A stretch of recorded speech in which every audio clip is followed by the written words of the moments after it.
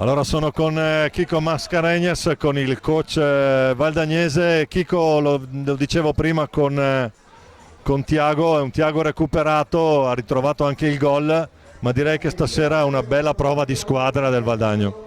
Sì, sì, veramente credo che oggi, anche senza Diogo, che è un giocatore che tiene più minuti della squadra, abbiamo fatto un gioco molto buono, collettivo, anche quando giochiamo così, tutti loro individualmente, sempre puoi andare un po' di più e abbiamo fatto, secondo me, una bella partita. Ecco, dicevo anche 3 punti importanti che ci tengono nelle zone, chiamiamole così, buone della classifica, però la cosa più significativa secondo me è proprio questa dimostrazione che anche senza Diogo Seixas la squadra si è aiutata e è riuscita a portare a casa un bel risultato. Sì, sì,